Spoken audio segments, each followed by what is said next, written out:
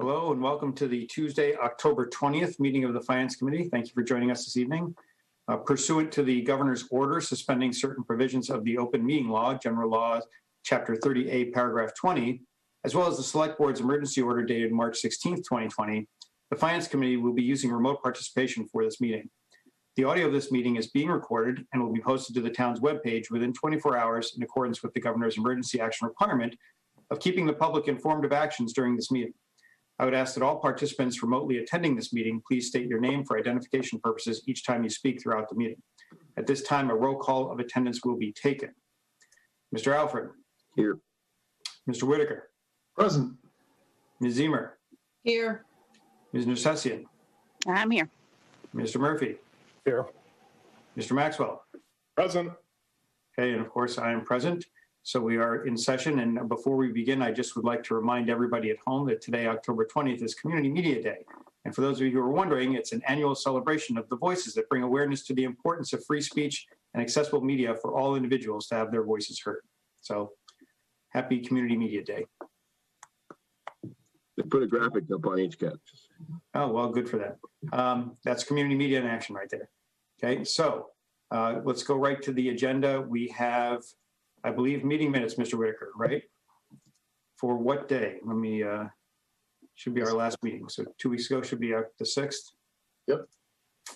Okay, and I presume that what you sent out this morning was what I sent you.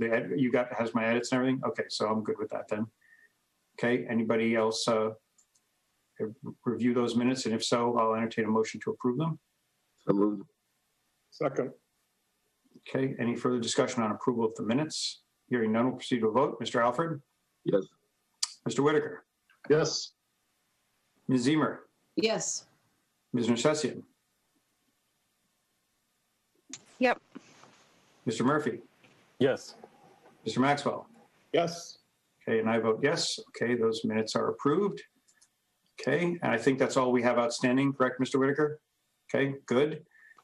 So let's move on to other administrative things. There's nothing from my perspective relative to transfers or anything like that. So we can, unless anybody has anything else on the administrative side.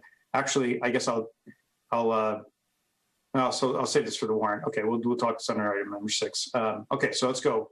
Travis, you're up.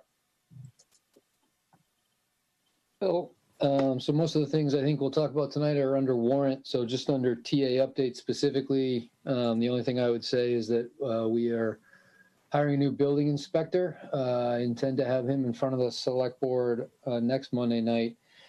I'm working, and I guess this actually could be under the agenda item of FY21, but I'll just continue on here and we can follow up later if we need to. But I don't think there's gonna be any issue with the overlap. But I would like to get the outgoing building inspector some overlap with the new building inspector. Unlike other departments, that shouldn't be much of an issue. We use multiple inspectors on numerous, in numerous instances. We have a revolving fund if they're a secondary inspector that's covering something that has fees that cover that. So at this point, and also our outgoing building inspector has been working a reduced schedule, about 20 hours a week. So we should have the flexibility to cover that. Have the outgoing building inspector, sort of be available in any instances that he's needed.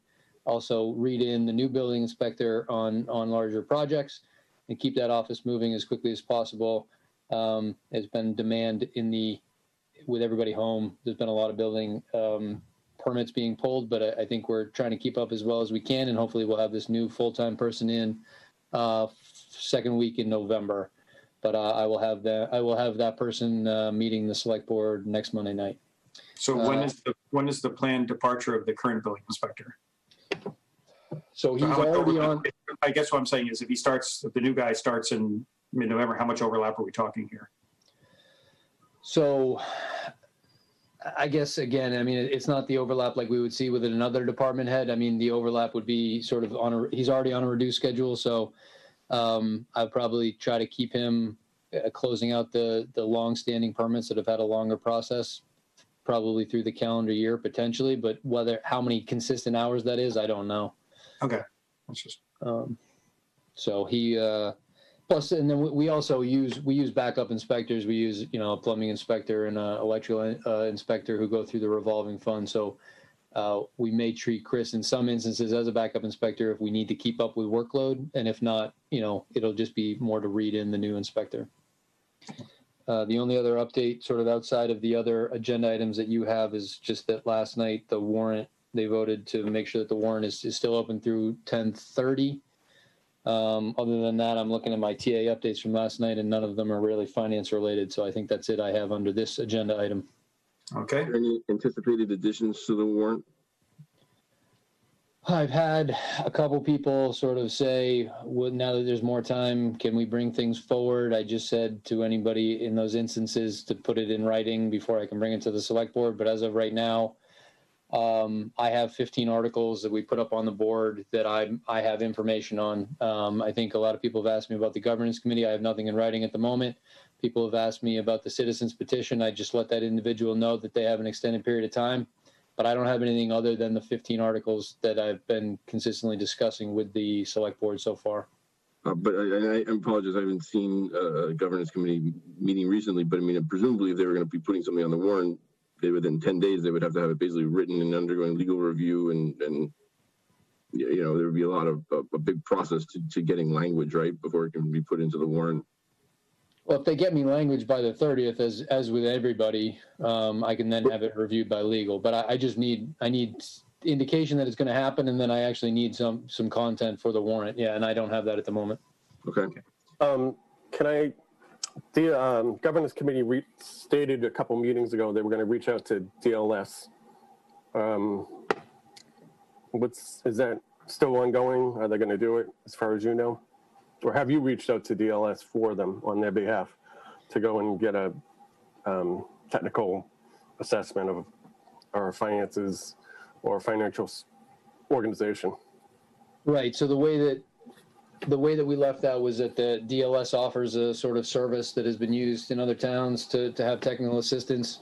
But there's sort of a wait list. They do it quite a bit and they do it in a number of different areas. So we left it when I spoke with them, and quite honestly, that feels like months ago, but it must have been weeks ago, that I would reach out to them. And because I have contacts at DLS obviously. So I've initiated that, but I don't think anything imminent it will come of that. I think we'll probably get on their list and we can get their help. I think that they do a great job, so that'll be a welcome addition, but it's not, I wouldn't call that time sensitive. Any other questions for Can I ask Travis? another question? It's sort of, it's related to Travis's position, but not so much. I don't know, maybe we could talk about more under COVID. I don't know, maybe Tina can weigh in on if it was discussed at the board meeting yesterday. I didn't get a chance to watch it yet. I didn't see anything though.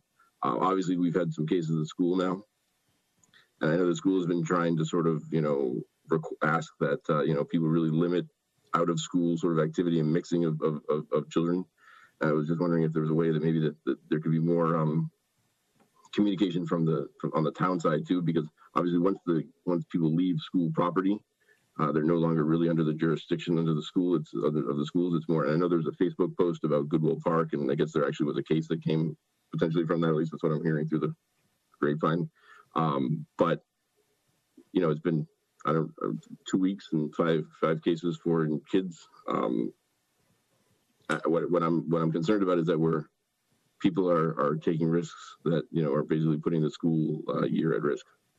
So I think if Ms. Heim wants to chime in on it, the discussion that was had with Chief Cassidy last night was that some of the information that he has, he puts in summary form on a relatively regular basis for interested parties. I think making that available, putting it out through the website and pushing it so that anybody who's interested in it, it could be a broader sort of context. And I think that he had discussed that with this school committee, and he had discussed that with the select board, which was requested of him, and he's prepared to sort of get that going. I'm talking like a reverse 911 blast with maybe a link to a note from the select board, and for you just simply sort of saying, hey, these are the type of behaviors that if they continue are going to end up potentially costing us the ability to have in-person school and keep businesses open It just seems to me right now that understandably there's a lot of sort of what's the word I'm looking for? Sort of just Pandemic fatigue. Fatigue, frustration. Just sort of like kids got to be kids. We got to let them play together. And, you know, understandable. We go through that with my kids, but, you know, that's what's going to blow this whole thing up, you know, from us. So. Yeah, so if this is Tina Hine from the. And by the way, this isn't really FinCom responsibility, since we are on HCAT and I do have it here, I'm just using it as a. Well, it continues to cost the town money. That's also So certainly it is in some degree a FinCom. it's a stretch, but yes, there's financial. Yeah, I mean, you're right, Dan, and Tina, I'll be quiet in just a second, but the numbers have gone up dramatically over the last month or so. So. Yeah, so we talked about it a little bit last night. I imagine Chief Cassidy will join this call at some point. My guess is he's on the Board of Health call right now. But we did talk about sort of this yo-yoing back and forth between the red and the yellow designation for the town and what the significance of that is. And I don't think I have an answer to your question. I think what I hear you asking, Dan, is can there be more of a social media presence on this? And No, I mean official communication from the town using the town reverse 911, the website. And to be clear, I'm not talking about the yo-yoing back and forth. And to be fair, I don't think that we're going back to yellow for at least another few weeks, because I mean the case is just, I mean, there's at least a case every day now, right? And basically, if you look at the thing, there's at least been one new case every day over the last 10 days. I think we're up by 23 cases. I mean, that, you know, that when you that, you know, it's 20%. I mean, it's obviously we started off from very small. We were doing great. Now it just seems like, you know, and look, I granted a lot of some of the new cases happen to be in some very sort of specific locations that were kind of isolated from the rest of the community. But it's now pretty clear that we've gone beyond that, because we have kids in the school. We've got, you know, at least one staff member, other families in town. So it's concerning to me, because, you know, we haven't had a big issue with it in Holliston. And I think that people, you know, more of it is like, hey, this is what's going on. And this is the you know, what could happen if things don't turn around, right? We'll have to close the rail trail. Well, you know, whatever. I mean, whatever, you know, whatever the you know, theoretical sort of actions that might be happening on the school side, it would be, I think what the schools have a problem with is just getting the word out as strongly as maybe the select board and the you know, Travis could do, using the tools and that you guys have. Yeah, we discussed getting the message out through Chief Cassidy, because he has a lot of that good info and sort of consolidates it from the Board of Health perspective and a few others. We did not discuss Blackboard, so I'm just seeing if he's hopping on this call, if he's going to be able to get off of Board of Health in time, because I think that would be helpful to sort of get his perspective on that. Blackboard is generally used for specific purposes. I don't have an issue in general. Yeah. But Travis, we did talk about that a little bit last night, and it was Chief Cassidy's impression that we were not at a threshold yet where we needed to sort of take it to that level where we're emergently contacting residents. So I think that was, if I remember the conversation correctly, that was the general tone.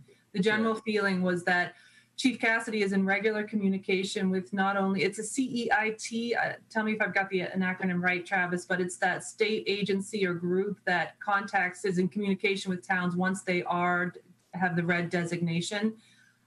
So there's communication there. There's communication through the Massachusetts Board of Public Health. There's communication with the Board of Health in Holliston and the schools and so on.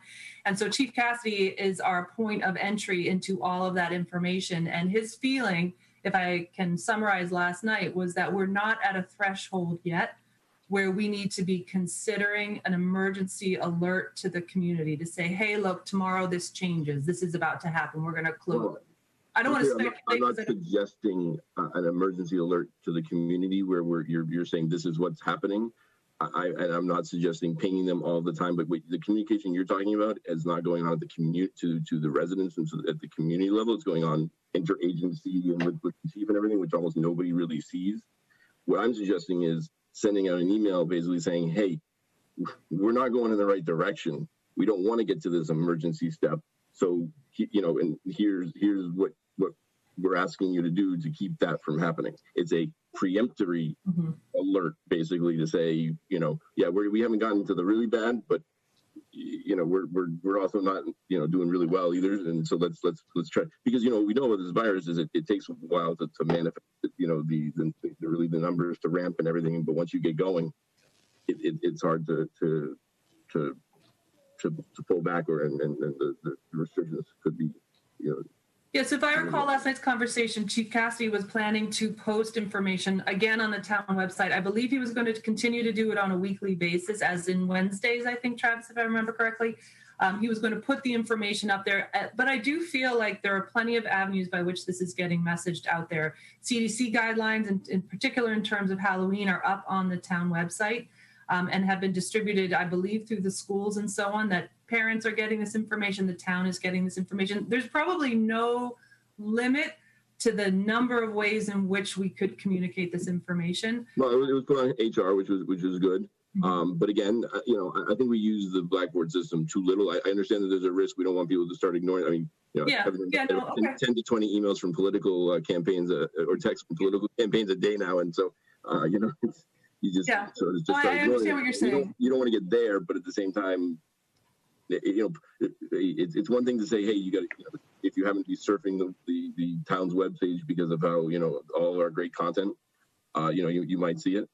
Versus actually receiving a text or an email that it's about outreach basically, and this isn't the finance committee's role, but it's sort of like it's my suggestion is that we get a little more proactive with it so that we don't get bad or don't get really bad. Well, and I would just say, like, I have the town website up, and I don't see anything here on Halloween, and you have to dig for the code. I mean, you have to click through to get to the COVID, so. It might be there. That's my own, because I don't do social media. So I always go to the town website, but there isn't anything on the facing page, at least for the town on that. So it might be worthwhile. Again, I don't disagree at all about over communicating to the best that we can. And it sounds like Travis has a question out to Chief Cassidy about the use of Blackboard. So we'll see what he has. I think, I don't think he's going to be able to join us tonight because of everything else going on at the moment, but, I think we can have that discussion on Blackboard and the appropriate use of that, and we'll get back to you. Okay, obviously your decision. My suggestion. And I would remind everybody the raise hand button exists for a reason. I don't want this denigrating into a free-for-all. So please use it. Okay. So that's the end of, or long end to the update from Travis. Do we have any liaison updates? Michelle, do you want to give a quick update of our meeting last week with the schools? Sure. Remembering that there are certain things you can't discuss. They're exhausted. Yes, they're exhausted. That's a good summary. Yes. My notes kind of went back and forth about the new hires. I don't know if you. Right. They've been filling a lot of the vacant positions, but then they lose people at a similar rate, so it's very slowly moving forward. Right. They thought they were going to need bus monitors, but they don't need bus monitors because the kids know where to sit and are very good about that. But they're still looking for people. They're still looking for paras, and they're still looking for hall monitors. So if you know anyone who wants those positions, the school's looking for them.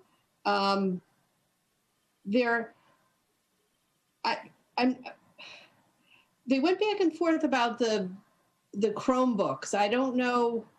The short answer to that is they're trying to figure out what they want to request for capital, if they want to make that request now or they want to wait for this town meeting, because there's such a long lead time for the Chromebooks. They're afraid that if they wait till May to get the Chromebooks for the fall for 2021, they might not be able to get them in time. Right.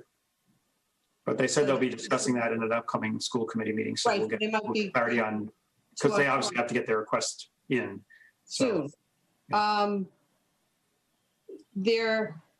committee they're starting on 11/16, getting the bids for the committee in. They're buying the material and they're sending the bids out for labor.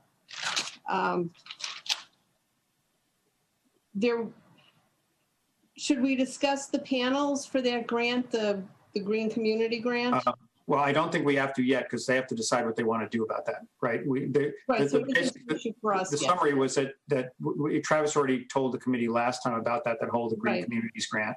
So they haven't decided whether they want to pursue asking for the Delta to do Right. it or not yet. That's why I said, let's wait till the school committee. But that's what was discussed, was that they were going to take it to the school committee to Right. discuss. So that's really all that I have for my notes for that.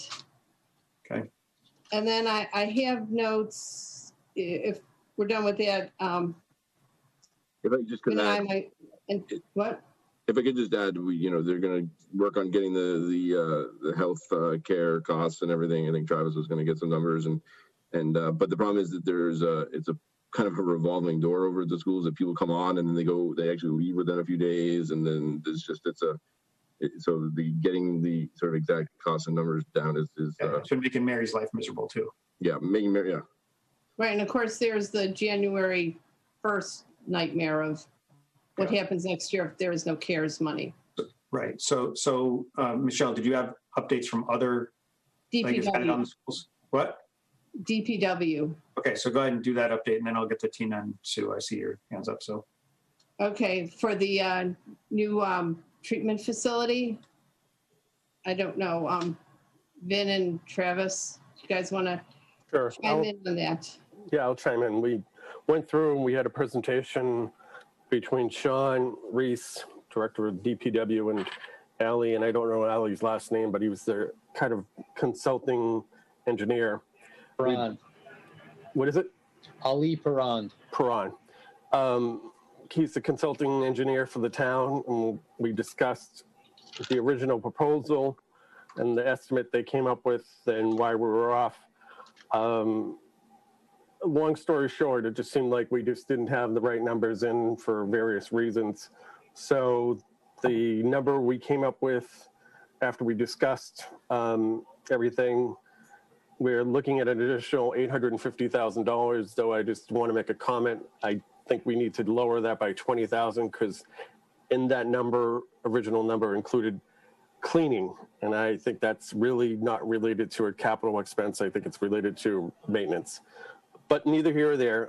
We pointed out that we had already paid for $600,000 through an approval of free cash or capital monies or retained earnings to be used for engineering. And so out of the additional request, we don't need to have the whole million and change. We only needed about 800,000, but we did add one thing that wasn't originally on the stuff everybody saw, a generator. It was in the original proposal, but it was taken off, and we pointed out we'd like to get everything done once rather than having everybody come back to the town saying, well, we're trying to save money. We all know that we need to have a generator down there. So we're adding a generator plus paving for the road, as I'm sure if anybody's driven by Central Street and looked down, you see that mud pit that is the road to the water treatment plant. And you say, well, there really should be a paved road. So that's, long story short, that's what it's coming to, is we're going to request $800,000+ additional in borrowing. So. yeah, and just to be clear, there's no treatment plant there right now. It's the well that's there right now. Oh, my bad. Just because otherwise people would be saying, well, what the heck's going on? I've never driven down there. I've just driven by the road. And yeah. So, okay. Okay, so anything else, Michelle, on DPW you want to add? That's it. Okay, so we'll go with Tina first, because I just happened to see her hand first. So go ahead, Tina. Okay, thank you. Yeah, we had a busy night last night. A lot of things came up. I'm not sure if Travis is going to go through the articles that we approved that are going to be presented now to the Yeah, that'll be later. Yep. Okay, so I'll hold off on that then, except just to add, to follow up on Vin's comments about Article 11 in the water treatment plant. The article has $850,000 as the request. So let's see.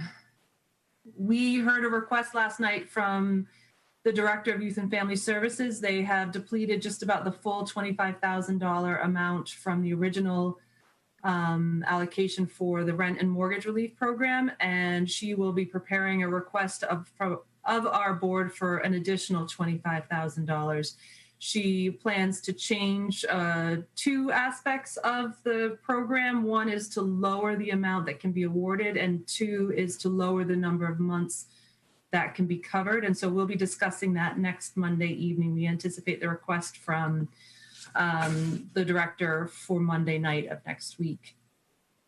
We approved the ambulance bill revisions to the ambulance billing policy. I thought Chief Cassie might be on the call and could speak about it, but I'm happy to. Two key things that have a financial impact would be that we are releasing unpaid or outstanding bills prior to FY19. So I think the term used was cleaning up the books, removing them from the books, so to speak, for outstanding unpaid bills prior to FY19. And for FY20 moving forward, we're going to move to a collection agency as a fourth step. So 3 notices that the individual needs to pay. And then the fourth will be notice that the bill is now going to a collection agency. And when this was originally presented, the anticipation was, it was anticipated that we'd see about 30% of those unpaid bills collected through the use of a collection agency. So that was approved last night by the select board. We gave Travis the authority to advance the process on the agricultural preservation restriction for Thistledew Farm. And confirm that a public meeting was held. So that's going to push that along to get that APR in place. And we had a discussion about, no vote, but a discussion about economic distressed areas in the town, particularly because they improve future options for properties like pieces like Axton Cross and 9 Green Street. So there's a lot more to come on that, but that was something that was introduced last night for the first time at a board meeting. Again, the possibility of declaring census tracts in Holliston economic distressed areas. I have a lot more to learn about it, but I think there'll be a bit more discussion on that. It does have impacts for us as a town. So that's a brief overview of all that was discussed last night. If you have any questions, I'm happy to answer them. Okay, Vin, was your hand up for that? Yes, it was. I have a question regarding the collections. Yep. Have you actually started looking for a collection agency, or is it you're still up in the air? I'm just curious if that's if a great question. Yeah, I believe he had one in mind, because I believe the policy is going to start effective, our vote last night. So I don't know the name of it, but I believe yes. I'm just curious, how much are they going to keep if they collect? Usually it's 30 to 50%, depending on the collection agency, in my experience. So We can get all that to you. what's that? I can get you all that info. Okay. If Chief Cassie was here, I'm sure he could say it off the top of his head. So what it is, though, we did switch our third-party sort of regular collection, the billing agency, right? They switched it, I think, 2 years ago, if I remember correctly. And so one of the things with the new billing agency that we have as a third-party billing agency is that they offer this collection and then that gets sort of sourced out. So I'll get you that info on that one. But that's one of what they recommend, and what they generally see is, we send out a bill every so often. By the time you get to the 4th bill, we send out the last and final, and then we hand it off. So I will get you any financials on that. Okay. Well, I had one question, just to be a clarification. We have never, as a town, we had a longstanding policy that we would bill but not badger residents, for the simple reason that we didn't want people to avoid calling an ambulance for fear of getting stuck with the bill, right, when they needed emergency help. So are you basically saying that the current select board has voted to change that policy and now will bill and badger? Is that what I'm understanding? We approved a change in the ambulance billing policy so that uncollected bills FY20 and forward will be sent to a collection agency if they are unpaid after, I thought it was 3, perhaps it's 4 attempts to obtain payment. That was the change in the policy. These Right, are so- people who don't have insurance. So the answer is yes. The answer is that we are changing the ambulance billing policy so that FY20 forward bills that are unpaid and attempted to be collected, seek payment 3 times. After that point, it will be sent to a collection agency. That is the change in the policy FY20 forward. But do you go after these individuals or insurance companies? So that's a good question. I mean, it's all the same thing in the end, because the insurance company is. Well, no, it's not. This is why I wanted the clarification, was because, as you know, right, we bill at a certain rate. Insurance company decides what rate they want to pay, right? They just have a fixed ambulance, whatever, right? Balance billing. Right, and then that's balance billing for the residents, and that's what I'm trying to understand. So are we moving to a policy where, in the past we have, left it up to the person to decide if they have the ability to pay that balance, and you're saying we're now moving to a policy where we're going to send that to debt collectors if the balance isn't paid by the individual. Just give me a second. I'm pulling up the policy now. I just wanted to understand I that. would just say if we put this sort of on your agenda for next week and just make sure that we can have Chief Cassidy and we can go through the whole policy. Because I have a problem with this. Well, okay, so maybe that is, I agree with Travis. Maybe what we do is put it on next week's agenda, and we'll make sure Chief Cassidy's here, and we'll have Yeah, I'd a like to further have an discussion on it. understanding of it. Because I do think it's just important to understand that, because that's a, it is a policy change, but not just a financial policy change, right? The town has had a certain philosophy about this for quite some time. So I just want to make sure. Yeah, and the select board was introduced as we had a full conversation about it about 6 months previous, maybe a little bit more. And we went over all of this at that time, and the decision was made. So you're kind of looking at a two-part decision. I'm presenting the final decision here, and that this is the policy change. What you're asking about is really the conversation that took place many months ago when this was first introduced as a possibility. And in between that time, Chief Cassidy worked with several individuals in town hall. So the treasurer, I think, as well as the accountant, to develop this policy. So it kind of sat, it percolated, it matured, and it was presented to us last night for approval. So again, there are two parts. So I'm presenting to you the decision that was made last night. The conversation that you're looking to understand more actually happened months ago. So Right, to have, what's that? Right, we don't have the why, we just have the. Right. Yeah. So that's why I said, I'll put it on the agenda for next week. But everything was done at the direction of the select board to have it. So, We months it all ago. comes back. Months ago. Look, Well, okay, the timing doesn't really matter. So, Right. I would say, again, as this, if you don't mind, Ken. Yeah, go ahead. Okay, so I would just say, right, to have the overall conversation, let's just have the chief as well. I mean, I can get into the finances of essentially the way this is tracked, and the revenues are now just consistently falling short of the expenditures of the ambulance, whereas it used to sort of go back and forth. And there's a number of reasons why we need to change the sort of methodology. But I would say that it's a full conversation to have to get the whole history. Yep. That's right. Okay, so I'll put it on next week's agenda. I'm just making a note of that. Yeah, and as I'm reading this, it is the patient that is receiving the information. Okay. There is a hardship form that the patient can submit that would allow them relief if they satisfy the conditions of hardship. Okay, so we'll save that for next week to have the more detailed session. And Sue, you were next, so go ahead. Yeah, it was actually about the schools first, and then I have an update. But did they do the field? Well, you heard Michelle say they're in the process of they were going to do it, but fall sports did not get canceled, so they haven't been able to get the field free. But they are looking into getting it done in this. It's going to be done in the spring, is what it looks like right now. No, I think they said November. I thought they were going to try. Oh, November. Oh, that's right. That's right. They did say they might do it in November. Yes. And at what cost?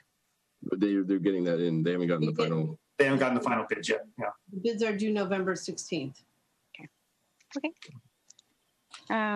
So I just wanted to brief everyone. Mark and I met with Mark Frank at Park and Rec the other day, and just went through the summer results. It looks like revolving only took a hit of about 5,000, which was a lot better than they actually had projected, because they were very concerned. But they really were very successful in having the program this summer, being safe, and then continuing into the fall outside, which has been really good.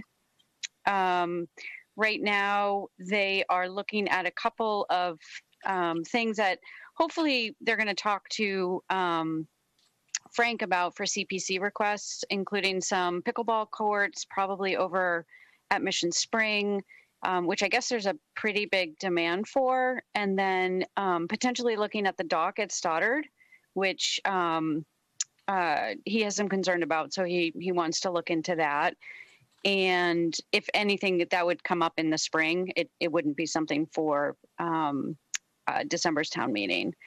And then longer term, they're also talking about the bathrooms, and I think James has been working with him on getting some plans for the refurbishment of the Goodwill bathrooms and what those would cost, et cetera. And we did talk about just making sure that I think James or Travis had talked about getting looking at sort of town-wide services, and so we just asked to make sure that we incorporate the Goodwill bathroom and what the upcharge would be for that, just as we start to think about that, just because we'd want it covered the same way. And then, let's see. The only other thing that we talked about were the fields and just still the continued maintenance challenges that they have. I mean, obviously Bob does a great job, but he's a team of one. And so looking forward, they may try to supplement with summertime help versus I think they have a contractor that they've hired. I think Tim Drake does it. And so they're looking into that going forward. So that would be obviously a next year discussion. Mark, did I miss anything? Mark Whitaker.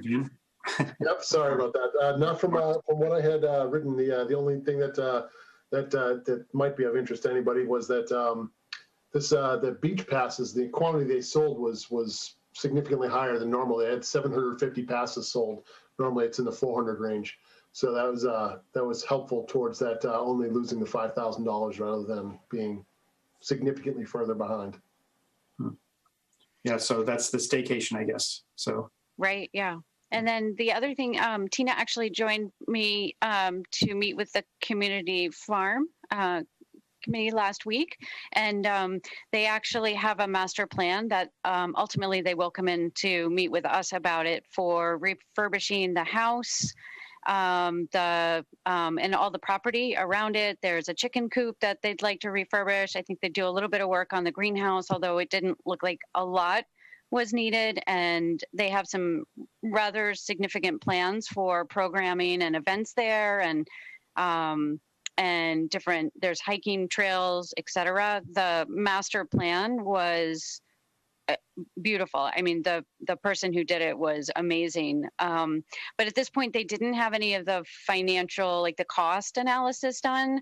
And so I just asked if they could work with, well, actually Tina asked if they could work with Travis on starting to pull some of that together. I think they probably, Tina wanted to have them come in to talk to the select board. I think it would be better for them to wait until they have more of the financial data, both the cost and then the potential revenue, before they come in to talk to us. And then when Mark and I met with Mark Frank, we talked to him as well, just to make sure that they're connected on the programming, et cetera. I know Mark does a couple different, maybe one session in the spring normally already with them. So he's already been connected with them on that, but there would definitely be other programming. Okay. So more to come. Good. Tina, go ahead. Yeah, so Sue, I just wanted to circle back around to you after that meeting because I didn't get to really talk to you during or after. So I felt like I was cutting the finance committee out by saying, why don't you just have the master plan presented to the select board? But I wanted to be clear that I think what they're presenting is their vision. I don't think they're presenting anything that serves as an ask right now. And so that was why I made that comment. I think their next step is to go to the CPC. Yeah. Oh, yeah. Thank you. Yeah, I forgot that part. Yeah. Right. But there is a question that I have for the finance committee and obviously for the select board too. They mentioned a downstairs office that would serve, and they also mentioned the need in the future. Let's say the vision is executed to the whole package. It would be wonderful. They talked about the need for a caretaker, for a property manager, somebody who could oversee the facility, all of the different aspects of it. They had talked about safety, they talked about liability, and a whole bunch of other things.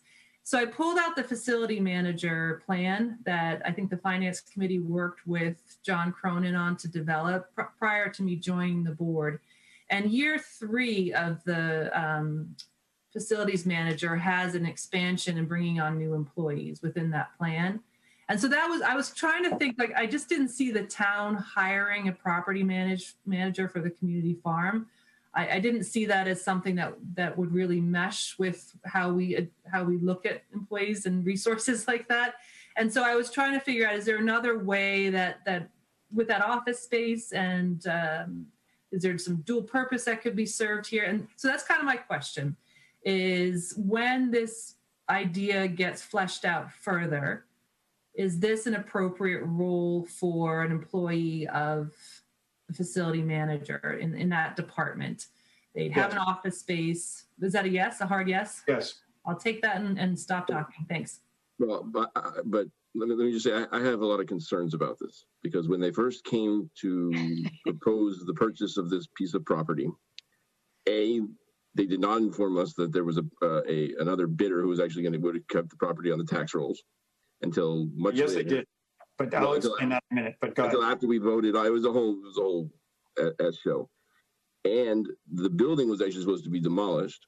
And we were specifically told at the time that there would be no ongoing cost to the town, that this would be something that they would run as a community farm, and it would be wonderful, and they would do all these things. And, my concern was that obviously sort of mission creep and sort of the continuation of these things. And this is exactly what is happening. Look, these types of things are wonderful, but I don't view them as being within the purview of the town to be financially supporting. It's not. They've been raising money, correct? Don't they have like a 501c3? They haven't cost the town any money yet. So no, I know they haven't, but they have a 501c3 or some sort of organization. Yes, they have a friends organization. Yes. Which, by the way, would probably cause some issues if you actually start using town resources to then do things with the 501. I just would want to be careful about that even. But I have some real concerns about this, because I feel like back in the day when this whole thing got started, it was not appropriately presented to us, and that now now frankly they're basically going back on their word that it would not be involve town finances. So okay, so I will just clarify a couple of things, right? I don't disagree with some of what you said, but just to clarify, the issue of keeping the property on the tax rolls, and I won't rehash the whole conversation we had at that town meeting, but suffice it to say that the town, for various reasons, was faced with a decision to either, this town only had one opportunity to refuse to buy the property, right of first refusal. And the logistics of how that played out, and again, I'm going to avoid the politics of what went on there, but it didn't have to play out this way, and it was not the town's fault. So just to put that on the record, it was such that the town had the decision to make to either purchase the property or take a promise that the buyer would do what the buyer was promising to do with the property. They had an opportunity to work that out prior to town meeting so that they could have come to town meeting with a signed, sealed, and delivered plan. They did not. They chose instead to try to come to town meeting. And again, I'm not going to read intent, but my personal opinion, not theirs, I'm just to be clear, was that the part of it was to try to put the town in this position of either buying it or not buying it without having them committed to what the town would like them to do with the property. So the town chose to purchase the property instead. So it's not quite as simple as saying, when AgCom came to us, right?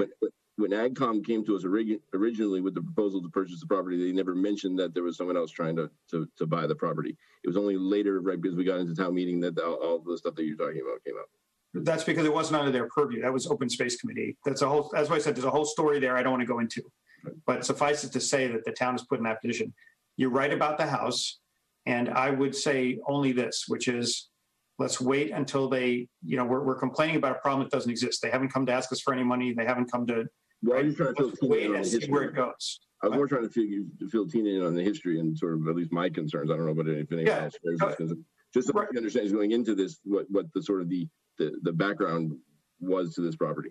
Totally understood. I'm just saying that I don't want to go down the rabbit hole now, because we're just talking in theory about where it might go. So let's just wait until they come to us with something, and then we'll have that discussion. So if people are interested, I can send out the master plan. Again, we have it's quite elaborate. So it looks great, but we just don't have any data behind it or any of the sort of proposed revenues that may offset some of the cost. So Right. Sue, So weren't you ready to buy your ticket to the farm to table dinner in that greenhouse? And it looked great. Well- It was amazingly, it was beautiful.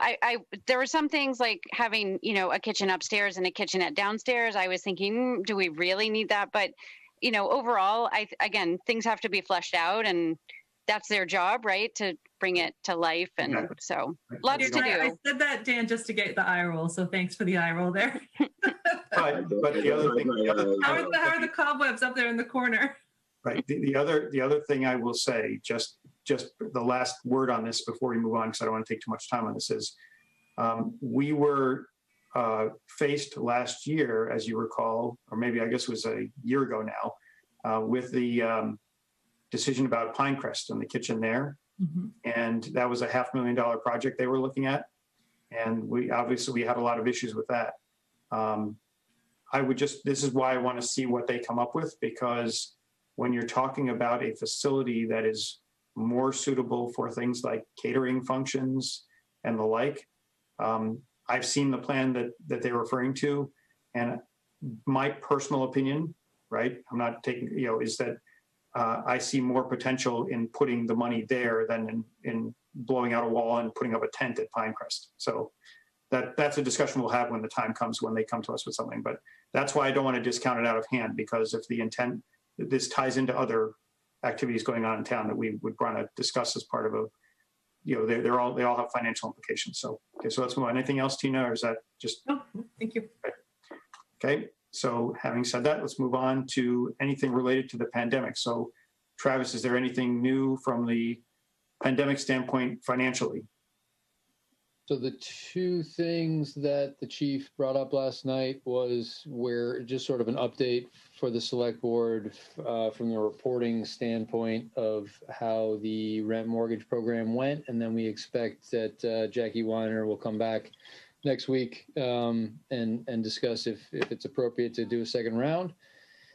And then the other one that I sort of, the chief and I both went back and forth on is one that I know that this group has been interested in, which is where we stand on unemployment. I think, the discussion that we had, I can certainly go into the numbers of where we are, but I think as the conversation was had earlier on the sort of HR madness that's going on with in and out at the school, I think there's not a lot of clarity on the actual numbers for unemployment right now. We've processed bills that are about $100,000. At the same point, we have gone to great lengths to make sure that we are in direct contact with the state agency that oversees unemployment, because we are aware of fraudulent claims that we could not get to their attention through the appropriate means. So we, through a number of steps, Mary Busquet finally did get in direct contact with somebody in that office to say, here are our fraudulent claims. Please take a look at these and reassess. The next step is obviously going to be the ones that we would normally have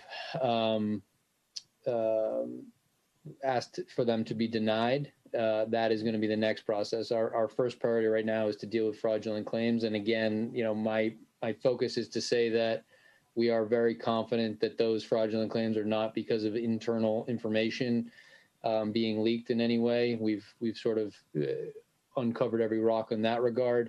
This is something that's being seen throughout multiple towns and obviously the private sector as well, that they're just too loose in the way that they're allowing people to apply for this. And by getting a social security number, which is, just one essentially point of failure, people are being allowed to get these sort of upfront costs. I think that we will get those in some way sort of mitigated. So I would say that as of right now, where we stand is $100,000 was the FY22 budget. $100,000 has been expended. $100,000 was the roll forward amount. So essentially, if you look at every dollar that was sort of available for unemployment for the year, we're half expended, which is troubling. Chief Cassidy then did update the select board to say that there has been more clarity from DLS and above on whether or not CARES Act spending can be used to cover unemployment. I would say, we started the discussion with the select board last night. We certainly weren't going to take a vote to use CARES Act funding to offset part of this 100,000, because again, it's sort of at this point, there isn't a ton of clarity to see if we can get any of it overturned. So just discussing it, I think it's something that as we plan between now and December 31st, if it comes to fruition that all of the CARES Act funding absolutely must be expended by the end of the calendar year. Obviously, we've been in discussions with what the school needs are and those types of things. This is one potential area where if that was the end result, is that the town must spend every CARES Act dollar. This is one area that we'll have some flexibility to potentially offset. At the same time, there's still not clarity on whether or not, if every CARES Act dollar is not spent by December 31st, if there is not between now and then going to be the directive from the state that if it's not spent, by the way, you can use it to offset your revenue shortfall. So we have got the message essentially, don't try to spend it all right now just because you feel like you need to, but have a plan in place. And that's sort of where we are. And I think unemployment is a big part of that plan. Okay. I'm just glad to see that the fraud is at this level and that we're not wiring $500,000 to a fraudulent, fraudulent vendor. Yes. Uxbridge? Just Franklin. Franklin. Oh, Vin, you sent me Uxbridge for a different thing, right? Uxbridge had an issue too. But yeah, no, the Franklin is something to watch. The Uxbridge one is something to watch. Those are things that we need to be doing internal controls for. I just wanted to make sure, quite honestly, that based on the number of fraudulent claims, that it wasn't something internal. No, I was just making it. Yeah. I'm sure we're on top of that, but obviously when in times like these, the fraudsters really pick up their activity because there's so much stuff going on. Yeah. Yes. Just in general. Yeah, Michelle, you were going to say something. I was just wondering what happens if you use it and then you get reimbursed by the state for the fraudulent claims, but you've used CARES money. That's why we're not going to jump the gun on it. I think it's something that we want to keep an eye on as we get closer to December, depending on where we are. I think it's something that we would probably want to reflect to DLS and just say, this is something that we're intending to do. We need you to work with your sister agency at the state before we were to make that decision. And we would utilize what we have at our disposal, which is Senator Spilka and Rep. Dykema, to make sure that we had as much information from those state agencies as possible before we went that way. But you're right. I mean, that's the sort of risk, right? We use CARES Act to offset the cost, then the cost gets overturned because it always was fraudulent from the beginning. So it's something to consider, certainly. Okay. Anything else on FY21, or I should say the pandemic? We're on the COVID thing. So any Yeah, no, Chief Cassidy apologized he couldn't make it tonight. I think the discussion that we had off the top, I don't have anything to add. Okay. So unless anybody else has anything to add. Okay, then let's move on. So now we're on FY21, and I think, Travis, you had a couple of things you wanted to bring up under FY21, correct? So the building inspector is the one that I'm sort of keeping an eye on. I just want to make sure I can figure it out. I don't think we'll have an issue there, especially because the revolving fund gives a little bit more flexibility to that particular issue if we need to use Chris more than we would in another instance. When it comes to FY21, I think, I had given you all that sort of data last time and was prepared if there were questions. I don't know if people had an opportunity to look at that Q1 update. I kind of highlighted a number of the things that I'm keeping an eye on. I've also updated you on the police union contract. I don't have anything further, which has been settled, obviously. And so we had that discussion on 21's budget. I don't have anything further at the moment on DPW. And obviously the schools are where they are. Your liaisons can sort of keep you apprised there.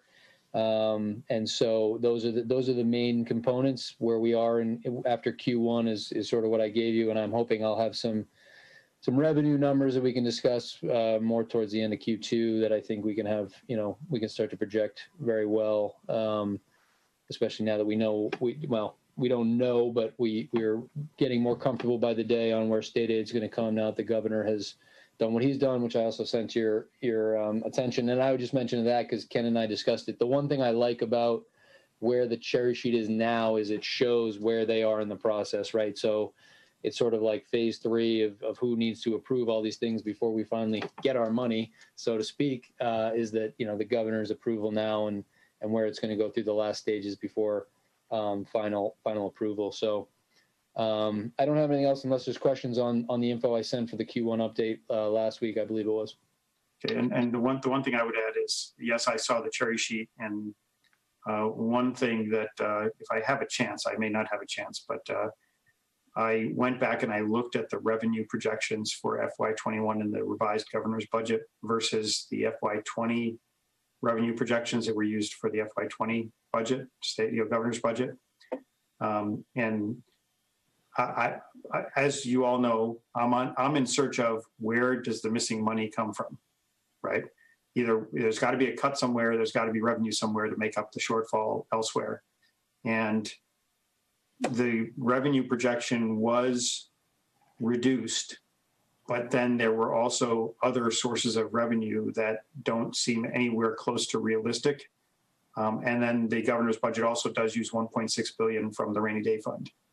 So while I am certainly not wanting to be the rain on the parade, I'll be more than happy if they keep state aid level funded. And I still have concerns that even if they manage to pull it off for 21, that we're not going to see it in 22, just because of what I'm seeing. But I'm not going to look a gift horse in the mouth. If they figure out a way to do it, more power to them. But I just wanted to kind of temper the cherry sheet with there are line items in there where the governor's assuming something like $900 million in revenue from something where a think tank looked at that and said that you're not going to get more than 45 million max from it. So, things like that. So I'm just a little concerned until to see how this goes. But okay, go ahead, Sue. Well, the other thing that has come up is the state of New Hampshire are suing to get the income tax money back too, because so many people aren't living in Massachusetts or working actually in the state of Massachusetts. So if that goes through, I don't know how many people that would impact and what the dollar amount is, but that also, I would echo what you said, but there's also that on the horizon as well. And if that could have a relatively large impact given the number of commuters. Yeah, that's true. I wonder what that number is. Do you have any idea if they said in any of the lawsuits what they think the number is? So I saw it on the news. I haven't looked it up to see what the amount was. It has to be substantial enough for it to be filed. So yeah. So okay. So anything else on FY21?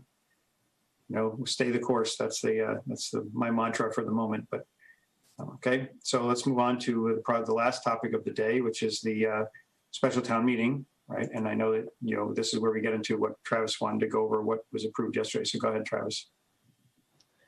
Yeah. So I just sort of given you all the backup that's been sort of accumulated so far. I think what we could do is go through them if people have had time. Obviously, I'm in a little bit of I understand from your perspective, right? You get the email on Tuesday morning. We have the meeting on Tuesday night. So I won't be offended if we don't want to have any discussion and come back to it next week. But I would just say, I tried to keep it as separate as possible so you can see, what falls where.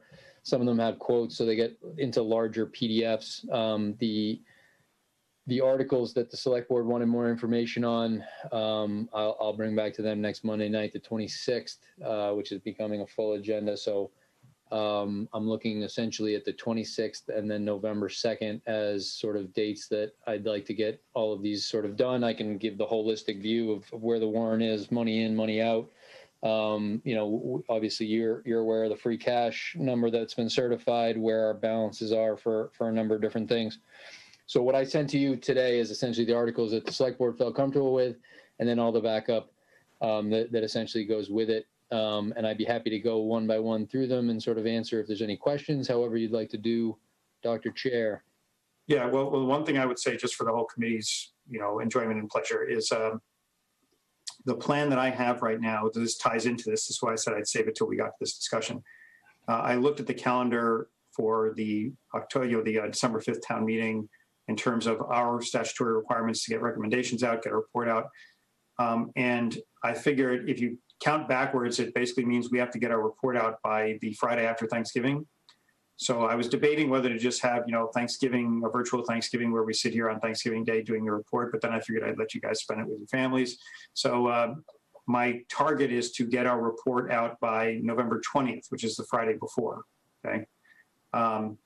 So I think that's doable. But what that means for us is that we'd have the 17th and the 10th to finalize all our actions, because obviously we're not going to meet on November 3rd because it's election day and we can't meet till late, and people are going to be working the polls, and Lord knows everybody in this country is going to be watching the returns on that Tuesday night. So what I discussed with Travis was, the warrant is going to be open till the 30th of October. I would like the committee to look over the material that he has sent out to date. We can have discussions next week on everything that is kind of known, right? The stuff he sent out.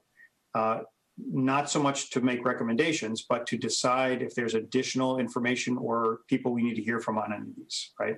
So my plan is by next week, we're kind of, things won't be final officially because the warrant's going to be open after till a few days after our next meeting. But most of the tough stuff will probably be in some state of review where we can at least know in advance, okay, we're going to want to hear from these people or want to get this backup information to have it ready for November 10th. So the plan is basically, review what Travis provides. Next week, come in with recommendations for follow-up or follow-up questions. You can obviously contact Travis offline about those, with the intent of by November 10th, we're making recommendations. We've got everything we need. We're making recommendations. We're taking votes on that day.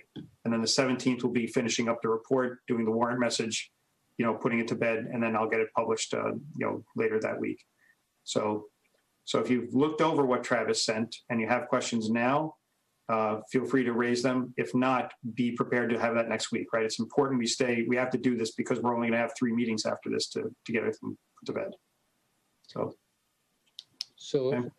Again, I can take any questions. I would highlight one just because Vin and Michelle brought up the water treatment plant, just to sort of say I put one page together to summarize, and I think Vin had mentioned one change to that summary, but if you want, I can just cover that one, and then and any other questions. Yeah, I had one. Okay, go ahead, Mark. You got your hand up. So I'm not trying to sound crass, but I know that, or at least I thought that generally speaking, there was a desire to move forward with it. But what would be the financial or potential financial impact of doing nothing on Green Street for the time being? I mean, is a building about ready to fall over and we're all going to, somebody's going to end up getting hurt? Or, I mean, I'm just kind of curious. So when we tried to figure out how the youths were getting into the building, the question was not identifying the one place to get in, but the many holes in the building that a human body can fit through. It is not a good structure. There is really having the plan to remove it moves us towards May to have the information that we need. If at that point we really think that we shouldn't move ahead with it, we can certainly make that decision. But to delay on the planning of removing that structure, I think puts us behind the 8 ball. Is the concern more not so much a cost of keeping it there as it is, more a liability issue, that if something were to happen on the property and also the stuff that's underneath the property that needs to be mitigated? And yeah, so we're in a hurry to make sure that everything that's underground stays there, doesn't migrate. We're in a hurry to remove the liability of the structure itself. I think what I've included here within the packet is where the Green Street Committee came in. I think they fell short of sort of saying this is exactly what we would love to see in the end, but I think they did enough to say, I don't think anybody wants that building there, and I think we need as a town to remove the liability of the building there, and then come up with our plan to make sure all the contaminants are in one place and not migrating. And that's why I think that this particular article does have quite a bit of urgency. Okay, Ben? The only thing I want to say is the water. I'm happy with leaving it as 850. My only ask is if the selectmen can tell Sean at all not to use the 850 towards cleaning, because I know we had a lot of back and forth and we we're kind of concerned about the contingency amount and things like that. So I'm happy with leaving it as 850. I just don't think we should be borrowing money, if that's what we do, to just clean something that's part of a regular maintenance, even though it's a perfect opportunity, but not to borrow for it.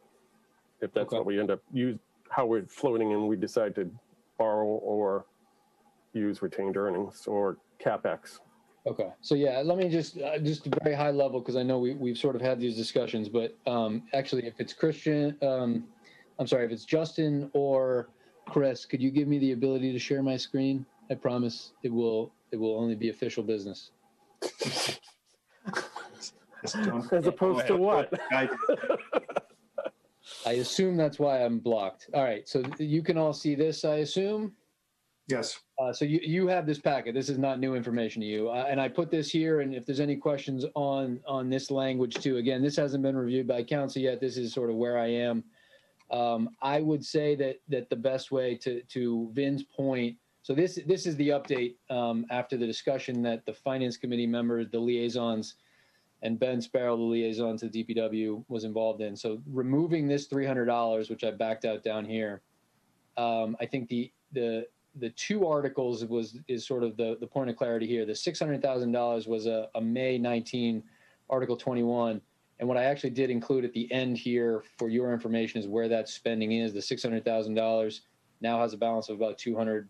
So let me just go back here. All right. So this was where the discussion sort of went with Ali Parand and the group to say 850 is the right number. So to your point, Vin, I think that is doable. And I would just say to that, can it not be spent? I just want to make clear where this is. To keep us on schedule, the revised schedule, I know that's been brought up. People saying that ideally we would have a shovel in the ground before now. The plan is, but to keep us on the schedule that we're on right now, which gets water coming out of that facility ideally in spring, summer 22, is to go out to bid this winter, December, January. So to have the correct amount at our disposal to see where those bids come back. If bids come in lower, it's possible that we don't need a substantial amount of this 850.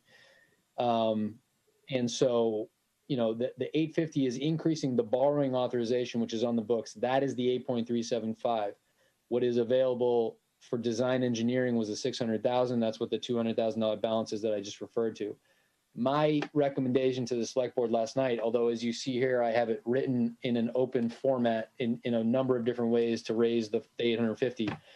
My preference for this vote for December 5th would be to increase the borrowing authorization by $850,000.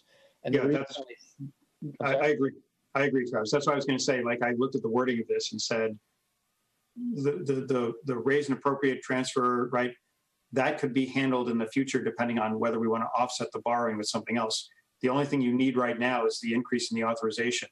Okay. So I was going to suggest that you reword it to say if the town will, increase the authorization, previously approved under Article 18, maybe from 8.375 million to that plus 850. Okay. And just to finish that thought, right? If we were to do it from water retained earnings, what we're doing is tying up that water retained earnings until this all comes to fruition. Whereas if we do the borrowing authorization increase and the bids come in lower, all we've done is increase that authorization. So I'm glad if everybody would agree with that. I have both sets of language from bond counsel, and I can just rewrite it so that we're increasing the authorization specifically. Yeah, I would, at this point, the only reason I'm saying that is because after we get the bids, that's when we'll have the discussion of, do we want to do this completely via borrowing? Do we want to fund it through different means, right? And if at that time we have a decision that says, okay, we're going to put, this is how we're going to, the financing plan for it, and it doesn't use the full borrowing, that's when we'll have the article in May that says, appropriate this much from retained earnings or appropriate this much from whatever sources we decide to offset the borrowing and whatever, right? We can do the actual financing plan at the next town meeting. Okay. So that was sort of the discussion that Vin and Michelle and Ken were involved with the engineer, and I thought it was a productive conversation. I don't know if there's anything else from that, but I think your point, Vin, is definitely doable, and that's where that conversation went. So I can sort of do those high level on all these other ones as well if you want, or if there's any of the ones that you want me to give any more Let me information. let Michelle chime in case she had something. Go ahead, Michelle. I just didn't know if it would be worth it to have another sort of meeting like that for the other articles. What do you think, Vin? I know you expressed concern, so I'm open for it if we want to have another one to discuss all the different studies and things like that. I mean, we can have that discussion of scheduling it offline. We don't have to have Yep. it now. Right. I didn't know if you wanted to have that. Yeah, well, that's exactly why I said we have to, in the next week, decide what further information we're going to need for just that reason, because we got to get that in on, Right. on November 10th. So Travis, if we can have a meeting this week, maybe about the other articles. Okay, so we had sort of done the liaison one on those where Ben has been kind of the point person on the studies, sidewalk and modernization. So you'll see in your packet that the select board felt comfortable moving ahead with the sidewalk study as is, and the quote is in there for what the $40,000 gets us. The water modernization one, which includes source and then also sort of asset management. That one, Ben wanted to get a final sort of quote or feedback from the consultant on the quote. So the select board did not push that one forward. So you're saying you want to have a sort of follow up to the conversations we had with Ben previously. So the Ali Parand, obviously he's involved in the water treatment plant, but he's not involved in those. We actually have those quotes from a different consultant. Well, I didn't watch the meeting last night. I had something else. Was anything else discussed last night, or am I up to date on everything? Everything that I gave you today is the ones that they voted to sort of say that they're comfortable with and are comfortable to have on the warrant. The ones that are not in your packet are ones that they wanted more information on. Okay. So I'll be talking to them on Monday night. So what the one reason on the water modernization article, plan article, is that Ben wanted to make sure that the quote is sort of covers everything that we've discussed. But I can certainly, when he's comfortable to do that, have another meeting scheduled for the liaisons, and then have that discussion in front of the full group next week if provided the select board is then comfortable with it Monday night. Okay, if there's nothing new, I think I'm all set. Vin, did you? Vin? I thought he fell in the river. No, I'm fine. I was scratching my leg. My dog was next to me. Are you comfortable with these? Yeah, because I mentioned it was because you mentioned it. So I want to make sure you're comfortable with everything. Oh, okay, no, I am. I missed the meeting last night. I didn't know if there was anything new presented. Okay. Well, if I get an updated quote, I'll give that to the group. The quote from Stantec was actually refreshed at one point, and you have that in the packet that I sent today. The one that does the sidewalk article quote has the quote for both. So it's in there. And then the water modernization one, which I didn't give to you because the select board didn't approve it yet, we'll have more information on the water source as well, the well source, excuse me. And I'll give that to you hopefully by next Tuesday. Okay. And so, yeah. So you all set, Michelle? Yes. Okay. So Travis, I had a couple of questions. First of all, on the drainage one, the Article 7. The question I had about that wasn't Mudville just part of a water main, that was the most recent water main replacement, right? Was in Mudville? Yep. Right. So why was this not included? Typically, as part of the water main replacement, we do the curbing, sidewalks, and all that stuff as part of that. So why is this separate? Yeah, so I think there was a question last night from the select board on it to say, is this sort of coming back at the end to do an add-on to that? I think the water main project was done on the schedule that it was designed for, and this is when it comes to, and I think I gave you a very large spreadsheet of all the numbers that sort of show funding sources. That's just to show the entire scope of that area, but in reality, the drainage and sidewalk issues that are in that area is sort of the funding that has been available through Chapter 90 and encumbering of previous capital expenditures in the area leaves a delta of about 353,000, I believe is the number now, after paring it down to get that entire area sort of done. The water main project is done. This is to finish everything else, including sidewalks. Well, that's why I said, like, I know when we do water mains, I'll let you speak in a second, Tina, but I know when we do water mains, we do the curbing and the sidewalks and everything else as part of that. So, okay, go ahead, Tina. Yeah, so we went over this last night, like Travis said, and we looked at the language from the article back in 2018 that appropriated the money for the water main replacement, and it's the same. So essentially the same. So I'm just looking at it here. We went back. So I'd have you just go back in time to that October 2018 special town meeting article, and it does not specify sidewalk. I'm just looking for the details. So if you look at Article 7 under comments, it's going to tell you that the work includes new catch basins, manholes, drainage piping, and related infrastructure. They add sidewalks, granite curbing, and road reclamation. We did it kind of quick last night, but when we looked at the 2018 article, the one you're referring to, Ken, it did not include that. It was limited to valves, pipes, and so on. And not the sidewalk piece. So Sean's point to me today when I saw him was, this is not, it's not that they ran over on that project and this is an overage. This is new scope. But I would say if you want to go through sort of that entire sheet, which is from Tom Smith, that we could, schedule them to sort of discuss this article with you. I think that detail sort of shows where they are financially. And I think that, the timeline that I laid out in the language here shows what they think they can accomplish with this additional funding to what they have available through Chapter 90 and things of that sort. Well, the reason I'm saying that is because, and again, I'm not going to start a discussion over minutia, but it does say in the article from 2018, it says surface restoration and related work, right?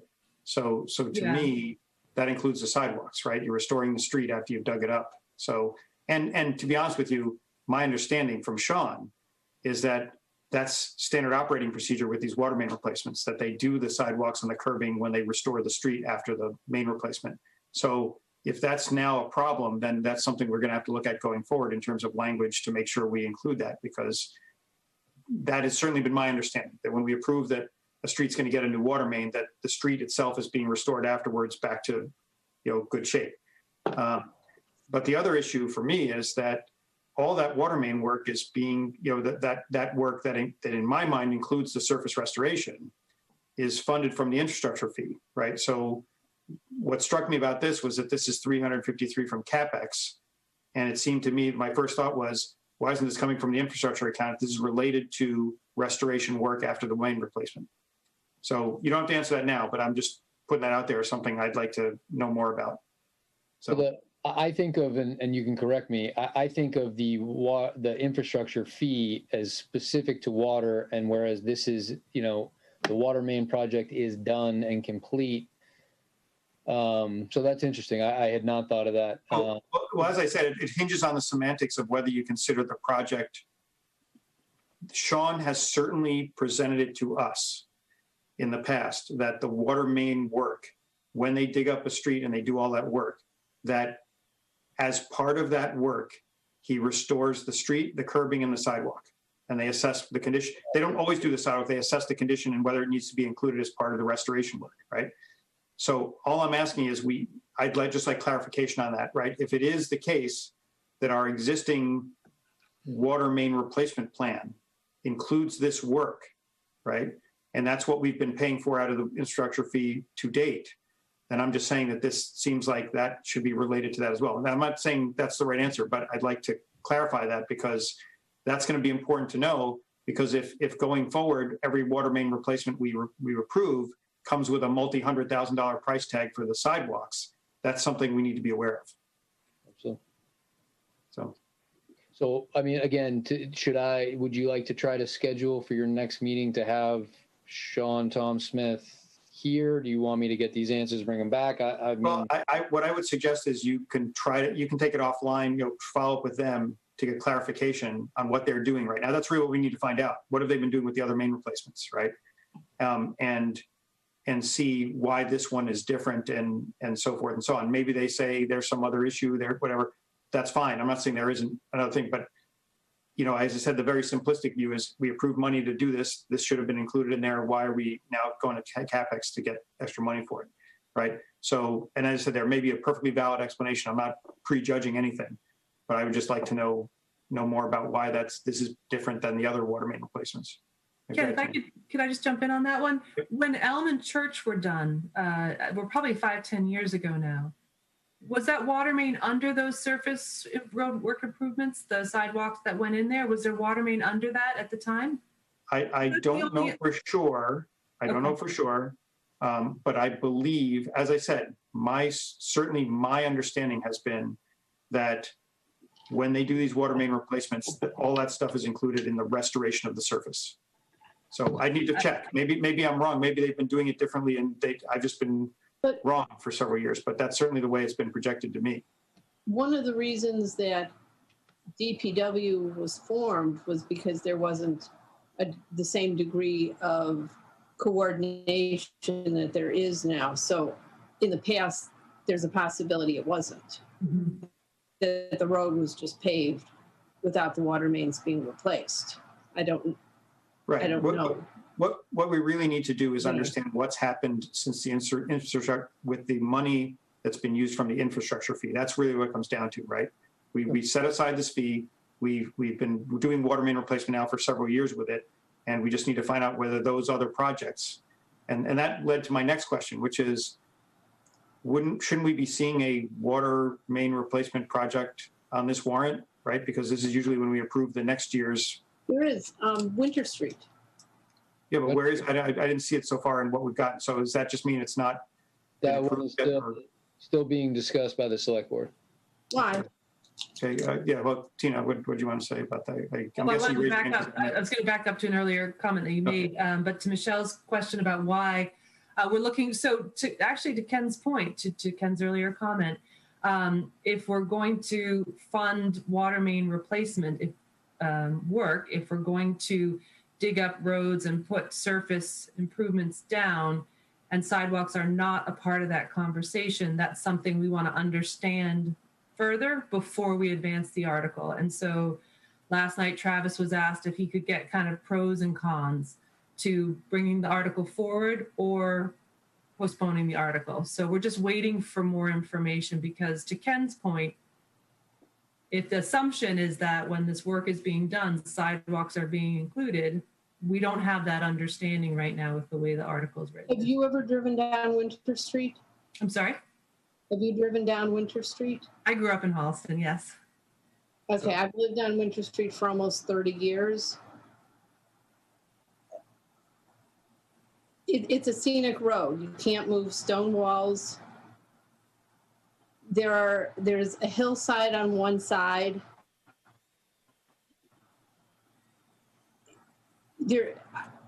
I've had a discussion with someone else in the past when I found out a family wanted to donate land. I've driven down Winter Street. I've tried to imagine sidewalks on Winter Street. I cannot imagine you putting in ADA compliant sidewalks on Winter Street. I asked for a yellow line down the center of Winter Street because the landscaping trucks come down the middle of the road. And I thought a yellow line would help. And I was told we couldn't have a yellow line down the middle of the street because neither of the sides were big enough for the right, I guess there's for a lane. Yeah. That if you have a yellow line, each of those sides, those lanes have to be a certain length, and that neither of those would be big enough. There is no way you're going to be able to have it without taking parts of people's lawns. You have houses right on the street. You have stone walls. You have huge trees. You have a road that's falling apart because it's been waiting to be paved. And now you're telling me it's not going to be on the warrant to be paved? No, I'm not telling you that, no. So the emotion with which you speak and the complexity about which you speak is one of the... Who almost broke a leg going to my mailbox because of the potholes in the road. Literally. Yes. I mean, you should see going on in front of my road, in front of my street. Well, Yeah. one, I hear what you're saying. And again, the emotion with which you speak about it and the complexity about which you speak points to the need for more information to understand the scope of this project, the scope of what it is currently, what it should be, what it needs to be, all of that. There's more information needed, and that's all we've asked the town administrator to go back and get. okay. That's Well, it. the one thing I would say just in general is, we have, both Tom Smith and Sean, right? They're doing this kind of stuff all the time.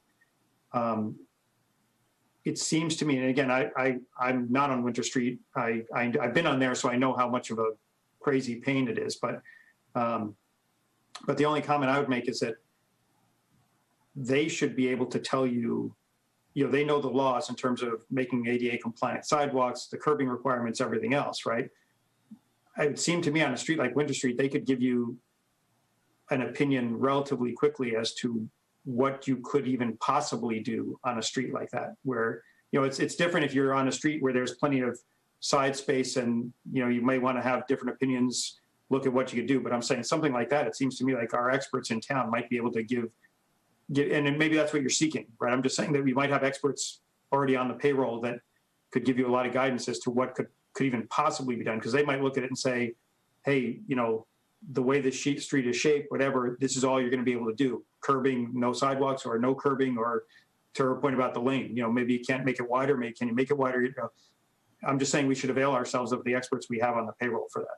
And I would just say to the conversation and what Ms. Hine just said is that as there were other questions on other articles as well, the select board has asked me to bring more information back next week, and I plan on doing that. So, Okay. Okay. No, I'm just, the only reason I bring that up is because I was surprised not to see a water main replacement in the packet. the only But it's not done yet, so that's fine. the water main article, I think, so it was Winter Street, and the $2.8 million was the price tag on it. That's sort of the discussion point. Looking at scope is sort of where we are with it. And they asked me for more information. Okay, that's pretty much it. I haven't looked through the others yet, but I'll certainly get back with you, Travis, for anything any questions I have. Okay. Anybody else So, have any questions? I would just, because I know Mark asked about the 9 Green Street one. I mean, I put in there the quote. We did go out and ask for quotes on that. So anything that I have a quote on, I've sort of included in your packets on those. I don't know. I mean, you could tell me if you find it easier to have them separate or put them all together. I figured I'd keep them separate so you could look through them. But yeah, if there's any questions, people can come to me directly or go through the chair. And I'm happy. And once the select board passes them on. Question, Go ahead, what Mark. is the planning on doing with the property? Or is it like cleaning it up and selling it or turning it into a parking lot or? So I guess at this point, there is no final plan. A plan to deal with the building and a plan to deal with the issue under the building is my priority. I think, one of the points that I think Ken may have made it on a capital subcommittee call. I don't think it was on this full group, although that's a public meeting, obviously, that was out there, is that originally there was a conversation about potentially putting it back on the tax roll. I wouldn't. That was just to be clear. That was the intent in taking the property when the select board at the time voted to take it. Okay, so I would just say that the end result is not finalized. I think there has been discussion about whether or not a parking lot there would make sense for our public properties in the area, right? The library obviously has parking issues. Wouldn't be a primary parking spot. And then there's Goodwill Park, and then the businesses downtown could benefit from that. That was one of the discussions that the 9 Green Street Committee had. What I'm looking for from this article, again, is to sort of focus on the plan to raise the building, deal with the contaminants, make sure that the stormwater off that site is being dealt with correctly, have all of that in place. And then another discussion that Ms. Hine mentioned earlier, we discussed, is that I would like to look at potential areas where we could be looking for grant funding to deal with the site, whether it's us or a private entity, and to get access to things like mass development funding. We're looking at whether or not that should be an EDA. Gaining EDA status gets us access to new funding sources and those types of things. So it's a longer term conversation, But my intent with this article is to have a plan to remove the building, deal with the contaminants, have the plan for the stormwater and those things, and then the town can make a decision on end goal. Okay, Tina, you had a comment? Yeah, so in terms of 9 Green Street for sale to sell it and not have it owned by the town, there's an important piece of information that I feel needs to be shared. And forgive me if you already know this, but out of the work done by the LSP comes the understanding that in order to close out our non-compliance with Mass DEP, in order to end that issue of non-compliance, to get it to a point where it would be sellable to somebody else, we would have to take a pretty lengthy process. And let me just read it to you real quick. It takes 10 seconds. If the town were to decide to pursue redesignating the groundwater in the downtown area to a lower quality standard, reaching an endpoint for cleanup of the contamination may be achievable. So as I understand it, to get the property to a point where it was sellable, we would have to change the groundwater designation in that area. So we'd have to go through a pretty complex process to close out the, it's called what's the name for it, but you have to address the non-compliance that we have with the contamination that's currently there. And that takes changing the groundwater designation. Right. Well, all I relayed at the meeting was the town did not take the property for a very long time, even though it was in tax arrears, because of the environmental issue. They did some research and were told that, hey, the situation is stable enough that you can take the property to get it and then flip it, like they did with Andrews, that had no environmental issues per se, but I'm saying like they did with the Andrews School, where it was like, we just want to get something, you have this building standing, we want something to happen. We just want to take it and get it to somebody who gets back on the tax rolls. So I'm not saying we don't, things may change, whatever, but all I've heard since we took the property was, let's put money into it, let's put more money into it, let's put more money into it, and what are we going to do? What are we going to do with it?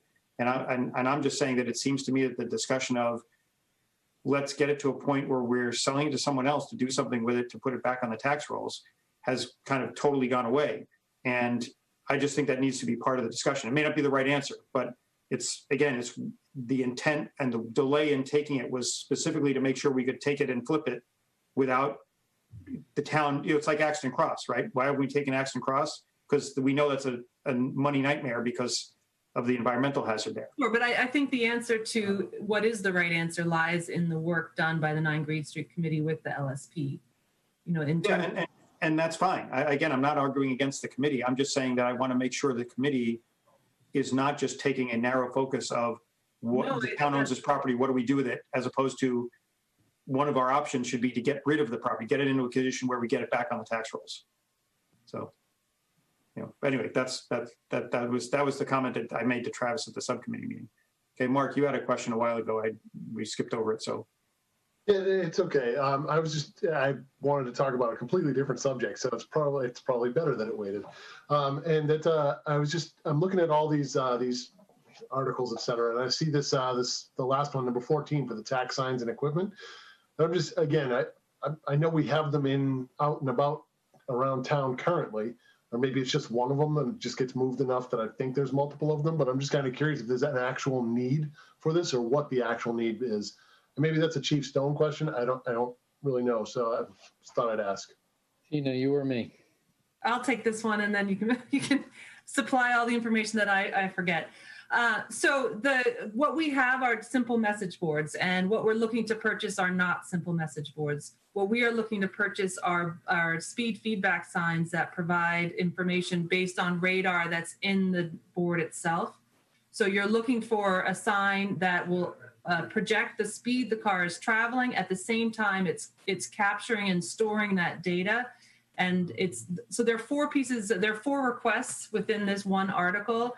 And this is where, Travis, you're going to have to help me on the details because you've looked at it in far more time than I have. But what you're talking about in terms of the message board is, again, the speed feedback sign. In terms of the message board that puts up the message, we only have 1 or 2. We share it with DPW. And to my knowledge, in recent years, they've only been used for the flu clinic being canceled, needing snowplow drivers. So there's a high need for the signs across more than one department. And what we're looking for is a message board that would be specific for the police department. So you could call it a little bit of redundancy, but it's certainly based on the high need. And when you have the chief of police and you have the superintendent of the DPW sitting in on the TAC committee, they're both voting members of the committee saying, yes, there's a need for additional message boards and so on. We're going in that direction. These boards also capture your license plate, social security number, and mother's maiden name? No, just your first child's birth date and middle name. Oh, good. I use my second for my password, so that's good. I would just add, so Tim Maxwell was on came to one of the TAC calls, and we discussed this at the Capital Subcommittee, which Tim obviously is the chair of as well. So I don't want to, if you'd like to add anything, but what's here is essentially the vote of the TAC committee, which is the police chief, the fire chief, the select board member, which is Tina Hine, the DPW director, and then there are some residents who are interested and put on the committee. So one of the things that sort of is important to think of with this particular article, and I don't know, I mean, obviously I didn't write an essay on it, so I would just say that one of the questions that we went back and forth with on the subcommittee, the Capital Subcommittee, was sort of, yeah, this is not necessarily specifically the police department or the DPW or fire, sort of hits all those areas. But at the same point, from a practical standpoint, the Capital Subcommittee wanted to essentially say, well, somebody needs to own the equipment, right? So the conversation that we had last night, right, we need to know where it's housed. We need to know who's controlling where it goes, yada, yada, yada. I would say that one of the questions that came up last night is we were talking the software that's related to this, because one of the things we want to do to be able to collect data that's going to be stored in the cloud, we need software for it. One of the questions that's related to that is, first of all, do we want to put within this article 3 years worth of software, or change the quote to go down to 1? We had that conversation last night. This general support was for 3 years from the select board. The other question is essentially, once that is no longer within the article, who then has those software? Is it going to be IT? Is it going to be police? Who is housing the actual unit? So because I think the data most specifically will be used by the police department when it comes to counts on streets, we're trying to capture information like increased truck traffic and those types of things. Because the police's sort of traffic unit will be the one using it, I would say that it most appropriately would be housed in police. At the same point, I think it might have been Ken might have mentioned it, but we do have at least one as a capital asset of the town, and I believe it is sort of run by DPW, right? So we just want to make sure we're being consistent, but at the same time, the one that we currently have doesn't do anything, doesn't bring us, traffic count information that the police department can use. So it's a different animal a little bit. And so I tried to put here the 4 components that are related all together. But also, the software component is included in the quote, and that's a discussion that I think we can continue to have with this group or the Capital Subcommittee. But the select board supported sort of 3 years worth of software, and then planning for where it will be in the budget after that. Well, go ahead, Mark. Finish. As a quick follow-up on that, the acquisition of data is a great thing in and of itself. I won't deny that, but I'm just kind of curious what the long-term use of said data is going to be. Is it just going to okay, so the police have all this wonderful data. Is it now a matter of, okay, well, clearly there's an extra 500,000 cars on the road. We need more police officers. I mean, is that, or I'm just kind of curious. If I may, I would point to a request that the TAC received from a resident on Marshall. And the request of the resident was, can we get a 4-way stop sign at this particular intersection? And in order to us to make a decision, a recommendation to the select board about what to do in that situation, the police need to have information about, so you don't just go throwing up, now don't say anything about Mudville, please. You don't go throwing up stop signs when you have 300 cars a day going through an intersection. And so collecting that data is valuable because it then can be used to justify, yes, which was the case in Mudville, 1,500 cars a day. It goes to the point to justify putting up a stop sign for that to be even considered. Same with speed. If the posted speed limit or the non-posted speed limit is 25 or 30 miles an hour, and you have cars going at 40 or 45 miles an hour on average, it justifies deploying your police officers there to monitor that, to do enforcement there. So that's the purpose of this equipment. I can't guarantee you that in a couple of months, years down the road, the police aren't going to turn around and say, hey, look, we got a big problem with speed in our town. We need more officers. I don't know the answer to that question, but that's not the intent. The intent is to address the concerns that are coming forward from the community in terms of the safety conditions that they see outside of their own homes. So it comes out of specifically from requests that we've been receiving from residents that we cannot address without the data to support the recommendations that would follow. So would you say it's feasible this could be used in lieu of a future traffic study or something to that effect? Is that you have to be careful there. I'd love to say that. We've already explored that a little bit. And so if you look at on that article, if you look at the speed and volume traffic counter, a piece of equipment that does allow you to categorize the size of the vehicle, small, medium, large. And that would be great if you could use that to look at truck volume. And then turn that around and go to DOT to say, hey, look, we've got excessive truck volume on this road. We'd like to seek a truck exclusion. That sort of thing. You cannot do that. It's not precise enough. So in terms of working with DOT, I cannot say that there's good news there. I think you're needing that engineering piece and the more specific data. So to your pointed question there, no, this will not get us out of all traffic studies. It will get us out of some, but not the kind that justify to DOT some of the changes we might be asking for. Thank you. Okay.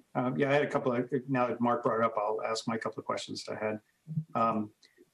The first thing is we do have, I believe, two of, I know they're not the speed thing, whatever, but we have two of these. Travis said that these would probably be housed at the police department. Having been through the ladder truck experience with the fire department, can we be absolutely sure that we make sure that they have adequate storage space before we buy these things? Because we went through this, we've gone through this before with other things where we buy it and then it's like, oh, guess what? It doesn't fit. And now we need a $20,000 addition to raise the roof or blow out a wall or something like this to get it to fit. So that's the first thing, because it's got a trailer and everything else. So I just want to make sure that, I'm just thinking where in the police station you're going to put this thing, right? And the police, unless you keep it outside. So that's one thing. I was talking cost center. So you're absolutely right. A physical location, I will follow up on that. We did ask that question of the chief. He did assure us he had space to store it inside. I remember that. Well, I'm just saying, as I said, experience has proven that we've been told, oh, we have space, and then it shows up and they're like, oh crap, it's hitting the ceiling. And I'm not picking on the police, not them. I'm just saying I told you the ladder truck was a good example of that. There was another, I think one of the other engines, we had to make a modification to one of the other fire stations. And those are obviously large vehicles, but I'm saying, given that the size of our police station, right, we don't want to hear a year from now, oh, we need to, build out another Sally port or something because we don't have, these signs are poking into. Ken, we need a new DPW building for it. That's right. Yeah, don't go down that road. That's not on the warrant, so we're not going to talk about it. The other thing is, with regards to the software, what happens? One of the concerns I have is we are buying a physical asset that should be operable whether or not we extend a software license for it. In other words, is the sign, I can understand if they said, here's functionality on the sign you pay for this software for, right? And you want this in functionality, but if you stop paying, you don't pay for the software license, you decide to discontinue the license, you still have a sign, but then you don't have this fancy ass stuff that goes with it, right?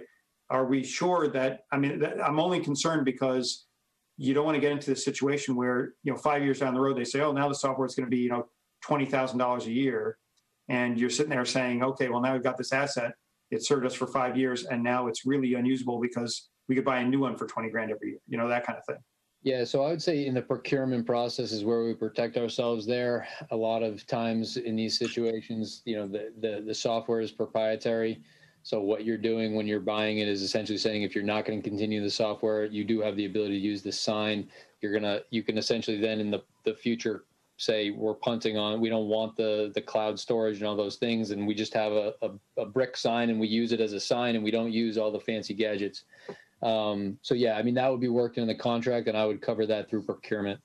Okay, because it's not that I'm expecting that to happen, but I'm saying that you don't want to voluntarily get into a situation where somebody basically says, okay, the minute you stop paying, this asset you bought is non-functional, right? You could have reduced functionality, right? You can buy a software license for a tool and they say, okay, when your license runs out, then it does only certain limited features. But I just want to make sure we're not going to end up with a brick if they somehow we don't want to sign a deal that commits us to having to pay whatever they want to charge us. Yeah. So, Hey, Ken, I match your MIT degrees and I bring my own. there you go. Say. Sorry, he was just wandering by. I had to grab him. Excuse me. Yeah.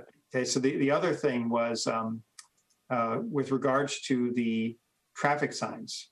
I see 30 traffic signs, and aside from the aesthetic beauty of adding 30 more signs to town, is that just a generic number, or is that based on signage that, you talked about, for example, the four-way stops at, at the request of Marshall and things like that.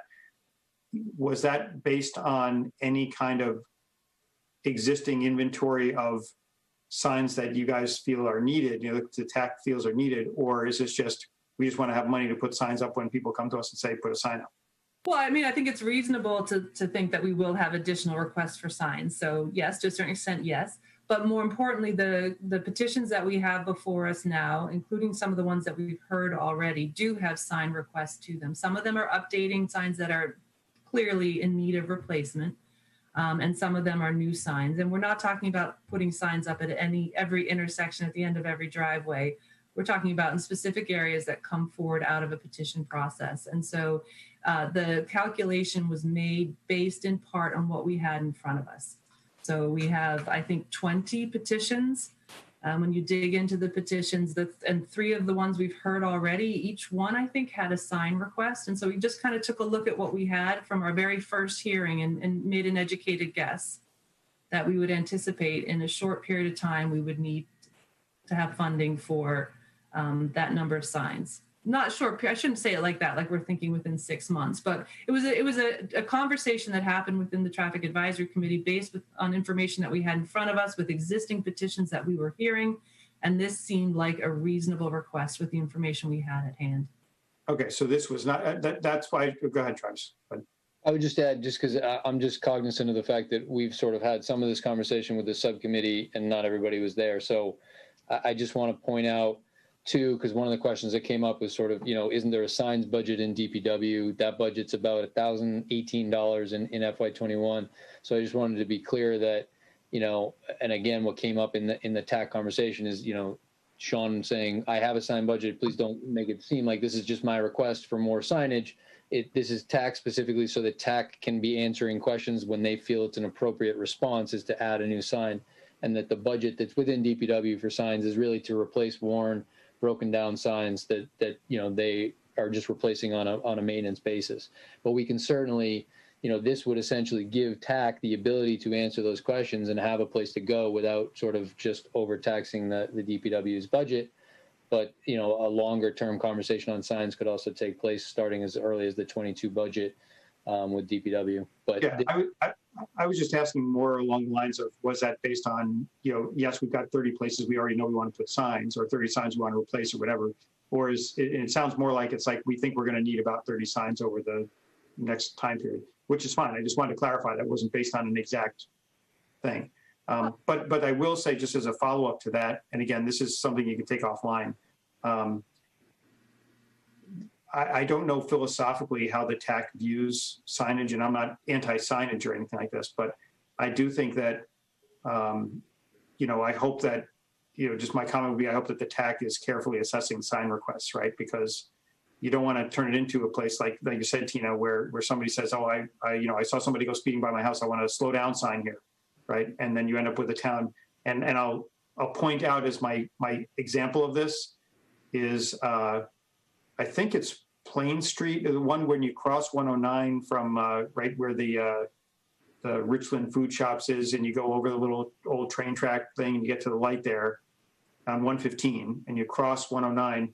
You go down that street till you hit with Village Street, where it intersects with Village Street. That stretch of road has probably more signs than people in that quarter mile, okay? And not only do they have more signs, but they have signs literally, and unless they changed it recently, where it says, stop 1,000 feet ahead. Then it has stop 750 feet ahead, stop 500 feet ahead, stop 250 feet ahead, all the way down the street, right? And so every time I drive down that road, I'm thinking to myself, why did they ever, why do you need 18 signs telling you there's a stop sign ahead that now has a blinking light on it too, right? So anyway, my philosophical comment is I just hope that the TAC is taking into account the necessity of the sign in a real sense, because we do not want to end up with a town full of, signs everywhere because people just complain. So. Do you know who's on the TAC? Yeah, I know. Well, Travis was telling me, someone who's on it, but I'm not trying to tell them how to do a job. I'm just saying I hope that these sign requests don't just that are vetted well by the police and DPW. And sure, like we need a sign from Blair Square to tell us where the center of town is. Right. That's it. Everyone's got GPS. Right. So anyway, so that but anyway, so yeah, okay. I just want to understand that sign request, whether it was dedicated signs or just a general like sign budget, which it sounds like it is. Other than that, okay. Anybody else have any questions on? Again, and feel free to follow up with Travis offline if there's anything else on those when you review them. Okay, so hearing none, we'll do you have anything else to add on the warrant, or is that it, Travis? No, so these are the ones that were voted last night. I'll continue to bring them forward to the select board, and when they're comfortable, I'll then bring them forward to you. I apologize that gives you essentially a day, but I just don't want to, give you things that then I'm changing either. Yeah, so, that's fine. As I said, from our perspective, if we'd like to get it wrapped up sooner rather than later, and I don't know, is the select board planning on meeting on November 2nd? Yes. Okay, so one would hope that if the warrant closes on the 30th of the 2nd, everything would be stable. So that day, because we're not meeting on the 3rd for election day, you can get us things a whole week in advance. So okay.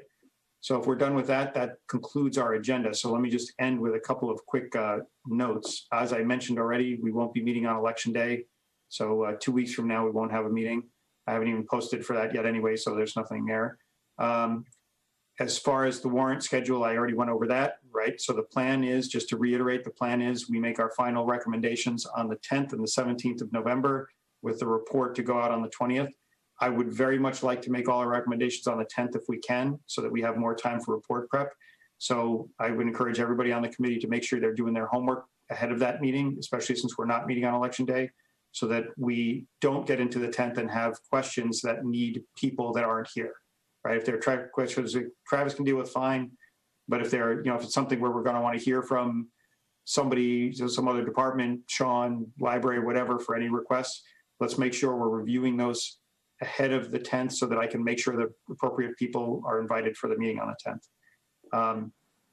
And that's basically it. So if anybody has any other closing comments, I will entertain the motion. Motion to adjourn. Second. Okay, that is not subject to debate, so we'll proceed to a vote. Mr. Alfred? Aye. Mr. Whitaker? Yes. Ms. Zemer? Yes. Mr. Murphy? Yes. Mr. Maxwell? Yes. Ms. Nersessian? Yes. And I vote yes. That concludes the Tuesday, October 20th meeting of the Finance Committee. Thank you for joining us tonight. As you just heard, we'll be meeting again next Tuesday night at 7 p.m. We will not be meeting on November 3rd, but we'll be meeting again on the November 10th and November 17th. But for tonight, we're done. So thank you and good night. Everyone vote.